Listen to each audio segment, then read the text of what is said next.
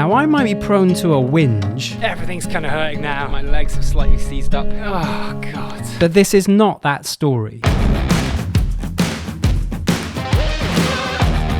What this story is my attempt at my longest ever walk. This is the first ever Pentland Peak Challenge, an organised endurance event in Edinburgh's beautiful Pentland Hills. And yes, there is a little bit of whinging in there.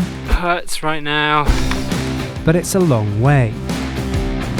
The route starts and finishes in Belerno and walks down through the valley in the middle of the Pentlands before climbing Cape Law. The second peak is Artemis Hill before the route heads out west, encompassing Turnhouse, Carnethy, Scold Law, east and west Kip, before a further 9 miles back to the start line. A total distance of 27 miles, conquering 7 of the highest peaks in the Pentlands, means that I'm proclaiming this to be the toughest walk in Edinburgh.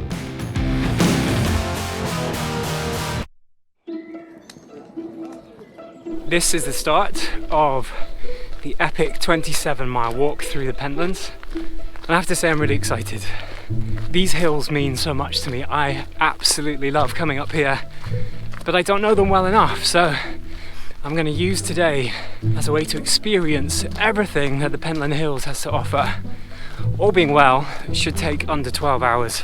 There is a cut-off point on the route. If I don't get to Water Station 4 by 4 p.m, then I'll be diverted to the finish line without having completed the full 27 miles. So I've got to watch my pace, but also make sure that I get enough good shots, because I think that's why I'm here. Just reached the 10-kilometer point, so it's about 6 miles. And we've also started climbing the hills. Couldn't really have asked for a better day than this. Absolutely perfect. So we're getting close to the top of what I believe is Cape Law Hill, and this is the first of our 7 peaks. The opening few miles have all been pretty straightforward, pretty downhill.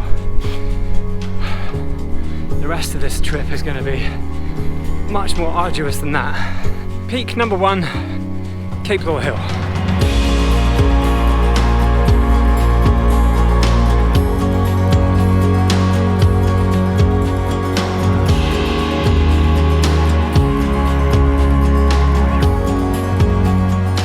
It's been great so far, cannot fault the weather, and I'm absolutely loving this. This is my idea of the perfect day. Having climbed Cape Law Hill, we now go down all the way back to ground level before we reascend the hills. This part of the Pentlands is the area that I'm most familiar with. I come here a lot, I don't live too far away, so I feel confident walking in this area. Despite having climbed only one of the 7 peaks, I found myself towards the back of the group of nearly 100 people taking part in the challenge. Faffing around with cameras was slowing me down, but I really didn't want to find myself adrift at the back of the pack. So just starting the ascent now for our second peak, which will be Artemis Hill, I think.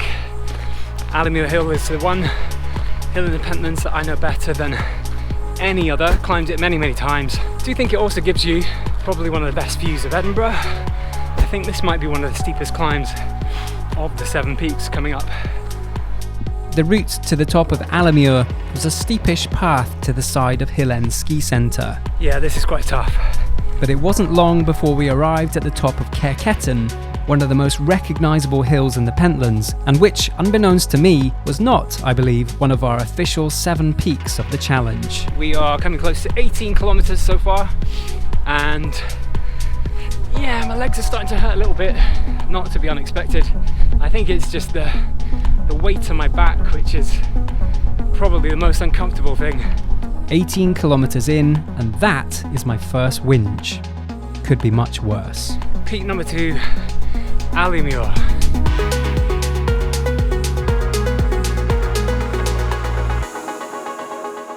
To do an event like this, I think you really have to take your training quite seriously. It is a big physical challenge and you need to be in pretty good shape. 3 weeks ago, I got COVID. Again, the second time in 2 months. And this really wiped me out. I found myself in bed for about 4 days. feeling pretty sorry for myself, and my diet went to shit as well. So for the last 3 weeks prior to this event, I've done absolutely nothing. I've just rested because I've needed to. So I'm hoping that my general level of fitness will carry me through, but preparations for this event were far from ideal. I mention this not as an excuse, you understand, in case I failed to make the cut-off point at Water Station 4. Honestly. This is halfway, actually probably more than halfway, 23 kilometers. So maybe only 22 kilometers to go.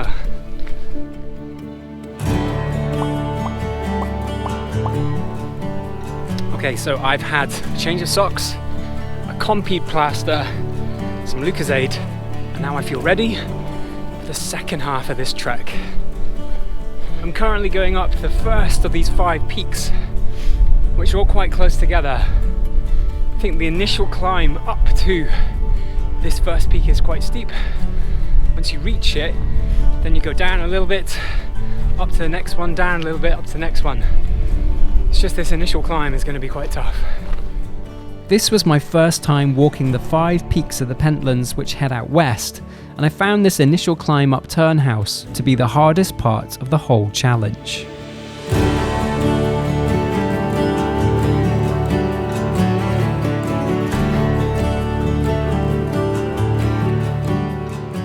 First time I'm noticing that my legs feel sore. We are 25.5 kilometers in, so we've got over 20 kilometers to go.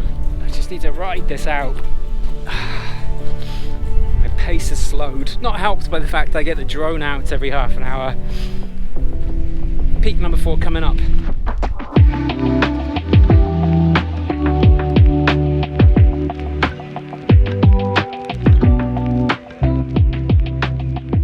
Moving on to our 5th peak now, which I believe is Law. I have been there before. That's one of the only other hills in the Pentlands that I've been to aside from Cape Law and Alimure. I'm at the point now where I'm looking forward to an uphill section. Going downhill is far more painful than going uphill. But I can see peak number 5 is not too far away. We will get to the top of peak 5. And then I think you can see East and West Kip, which will be heading out west. And those are the final 2 peaks.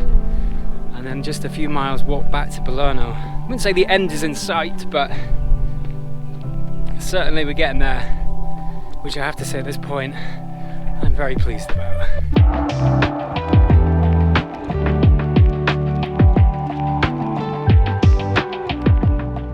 Just gone past about 28.5 kilometers. It's still quite a good trek to go, over 10 miles. It's just nice to see these different hills, nice to experience them. I only ever seem to go up the same 2, so to come all the way out west to do these 5 peaks, it's been great.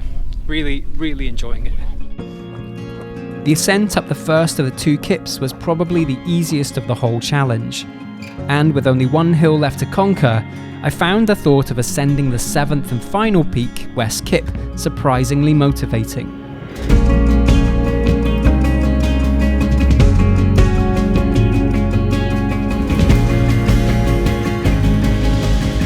All my faffing around on the hill, posturing with the drone, meant I'd left it dangerously close to missing the cutoff at Water Station 4 and facing the ignominy of failing this whole challenge. Just kidding, I made it with at least an hour to spare. This whole ruse about maybe failing to make the cutoff point was a ploy to add some much needed drama into this video, which, let's be fair, up until this point has been pretty uneventful. I can definitely hold my hands up and say I was very complacent about the training involved for this, and I have noticed that my pace has massively dropped off because I'm just not used to doing this.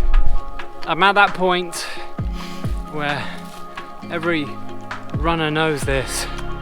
We just need to chunk it out, get it done, counting down the meters to reach the finish line. It hurts right now. Oh, this is the road that we started on, so I know we're very close to the finish. We have Nichols coming in, everybody. Listen for the kids.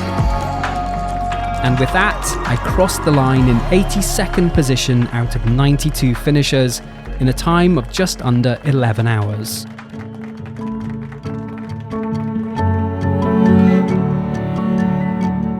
I really couldn't have got any more lucky with the weather that I experienced across all 7 peaks of the Pentlands. The whole experience has made me love these hills even more, and I'm so lucky to have them on my doorstep on the edge of the city.